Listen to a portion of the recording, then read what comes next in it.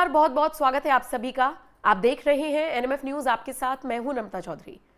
2022 के यूपी विधानसभा चुनावों से ठीक पहले आपको याद होगा, समाजवादी पार्टी की नेता और अखिलेश परिवार की रिश्ते में भाभी लगने वाली अपर्णा यादव का मैं जिक्र कर रही हूं। वो कैसे बीजेपी में शामिल हो गई थी। मुलायम परिवार की बहू जब बीजेपी में आई तो तमाम तरह के सवाल उठे थे और सवाल उठने के साथ साथ लगातार अपर्णा यादव के समर्थक ये उम्मीद कर रहे थे कि उनको भी कोई बड़ी जिम्मेदारी दी जाएगी। कभी कहा गया सांसदी का चुनाव लड़ेंगी, किसी ने कहा विधायकी का चुनाव लड़ेंगी, लेकिन अब जो पोजीशन उनको हाल फिलहाल दी गई थी वो ये है कि वो यूपी महिला आयोग की उपाध्यक्ष है। ये तो रही अपर्णा यादव की बात। अब आइए बिहार में बीजेपी ने मैथिली ठाकुर पर दांव लगाया है। अलीनगर से उन्हें चुनावी मैदान में उतारने की पूरी तैयारियां कर ली गई है और ऐसे में अपर्णा यादव ने मैथिली ठाकुर को लेकर एक बयान दिया है। पहले आप वो बयान सुनिए और फिर उस बयान के मायने आपको समझाएंगे। भारतीय जनता पार्टी मैम, मैथिली जैसे लोकप्रिय चेहरों को भाजपा बिहार चुनाव में लेकर आई है, क्या कुछ कहेंगे इस पर? मैथिली एक अच्छी लोक गायिका हैं, अच्छा गाना भजन गाती हैं, फोक गायिका हैं, उनकी एक एक्सेप्टेंस है। और बड़ी बात यह है कि जो इस प्रकार से उन्होंने बिहार में जो प्रचलित गीत थे, कहीं ना कहीं उनको जो है एक बहुत बड़ा फोरम दिया है पूरे विश्व स्तर पे। तो और ये हमारे आदरणीय प्रधानमंत्री जी का भी बहुत बड़ा योगदान है कि मैथिली को इतना बड़ा मंच दिया है उन्होंने। कई जगहों पर उन्होंने जो है ऐसे कई सारे लोग, सिर्फ ये एक विषय, एक बच्ची की बात नहीं है, एक हमारी भारत की बेटी की बात नहीं है, उन्होंने अनेक शास्त्रीय संगीत से जुड़े हुए, शास्त्रीय कलाओं से जुड़े हुए लोगों को अपॉर्चुनिटी दी है। तो मैं अपने प्रधानमंत्री जी का तहे दिल से बहुत धन्यवाद देना चाहती हूँ कि ऐसे लोक गायकों को, लोक नृत्यांगनाओं को, लोक जो नाट्य करते हैं उनको जो है मंच देने का काम किया है।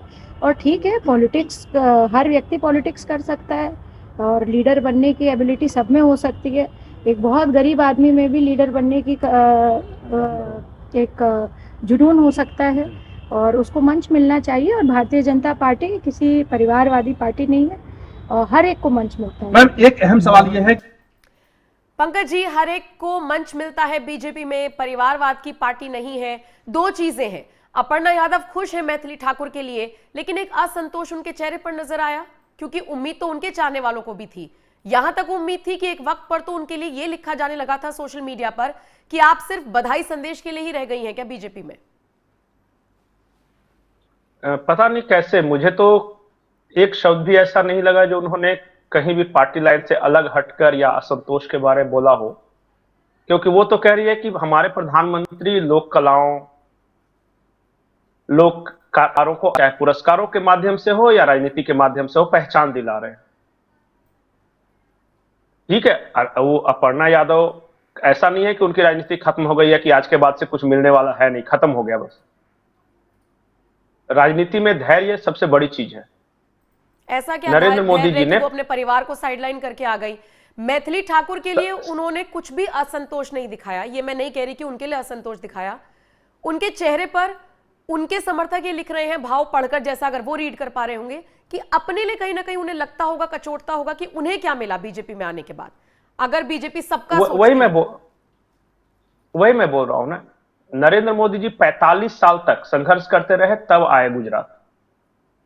आज के सारे टॉप लीडर्स को देख लीजिए कि कब उनकी पहचान बनी। ये तो परिवारवादी पार्टियों में होता है ना कि तुरंत आए विदेश से या तुरंत पता चले प्रधानमंत्री या मुख्यमंत्री के उम्मीदवार हो गए। यहां थोड़ा बर्तन को चमकाने के लिए मांझना पड़ता है। और मुझे ऐसा लगता है कि अपर्णा यादव का भविष्य उज्जवल है, क्योंकि मेरा भी तो कुछ सेंस है, मैं भी तो कुछ पढ़ पाता हूं। अब देखिए, खिल्ली उड़ाने वालों के लिए कोई कमी नहीं है कि हाय हाय ये नहीं मिला, वो नहीं मिला। और आज तक मैंने कभी नहीं सुना कि अपर्णा यादव ने असंतोष मुख्यमंत्री के प्रति या प्रधानमंत्री के प्रति या पार्टी के प्रति कभी भी जाहिर किया हो। अब चेहरा पढ़ने वाला एक्सपर्ट तो मैं हूं नहीं, और जो कमेंट कर रहे हैं वो कितना फेस रीडर हैं मुझे भी नहीं पता। लेकिन अपर्णा यादव ने बिल्कुल सही बात कही है। भारतीय जनता पार्टी अक्सर यह कहा करती है कि हमारे लिए चुनाव सिर्फ चुनाव जीतना या हारने का नहीं है, अपने विचार को लोगों तक पहुंचाने का माध्यम भी है। और ये विचार ये है कि हम अपनी लोक कलाओं, लोक संस्कृतियों को भी हम उनको प्रश्रय देते हैं और उन्हें आगे आने का मौका देते हैं। चाहे वो पद्म पुरस्कारों के दौरान आप देखें, या मोदी जी का मन की बात के दौरान जो वर्णन होता है बिल्कुल जमीन के नीचे स्तर पर काम कर रहे लोगों के बारे में, या मैथिली ठाकुर जैसे कलाकारों के बारे में जिन्होंने मिथिला की संस्कृति को दुनिया भर में पहुंचाया है। तो यह भी एक माध्यम है चुनाव कि आज 4 आदमी उत्तर प्रदेश से लेकर तमिलनाडु से लेकर दिल्ली तक डिस्कस कर रहा है कि मैथिली ठाकुर कौन। तो मैथिली ठाकुर कौन का मतलब कि मैथिली ठाकुर की गीतों को सुनेगा, मिथिला की संस्कृति को जानेगा, माछ पान मखाना के बारे में चर्चा करेगा, सीता जी की जन्मभूमि के बारे में चर्चा करेगा, मिथिला एक ब्रांड बनेगा, मिथिला की बेटी मैथिली, यही तो नारा चल रहा है ना। तो यह भी तो एक तरीका है सोचने का। हम क्यों सुबह उठते ही सिर्फ नहीं सोचे, पॉजिटिव भी तो सोच सकते हैं।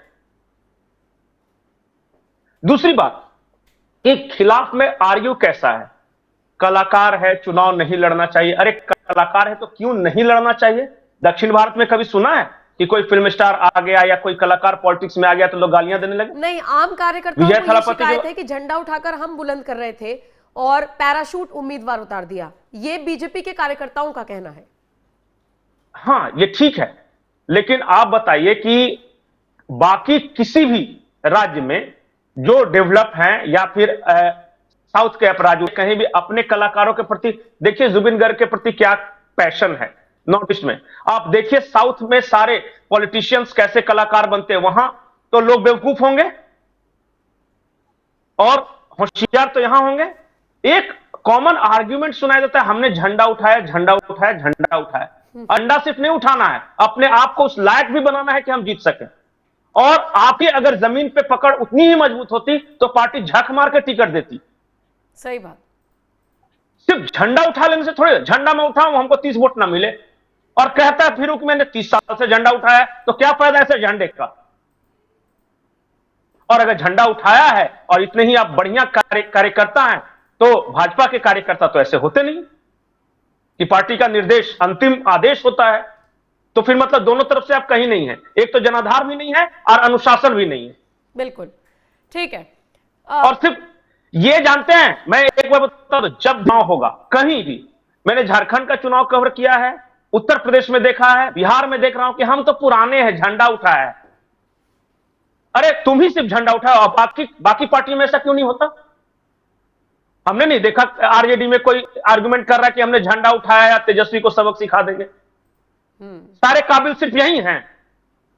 चलिए ठीक है, ये जानते हैं कि नहीं, एक खास वर्ग हर चुनाव में रणनीति के तहत पार्टी को नुकसान पहुंचाने के लिए इस तरह का नैरेटिव गढ़ता रहता है। ठीक है, मैथिली पर बीजेपी ने दांव लगाया है। अपर्णा यादव ने क्या कुछ कहा है आपने सुन लिया। अब आप इस पर क्या राय रखते हैं, आपका क्या कुछ कहना है, कमेंट करके अपनी राय जरूर दीजिएगा।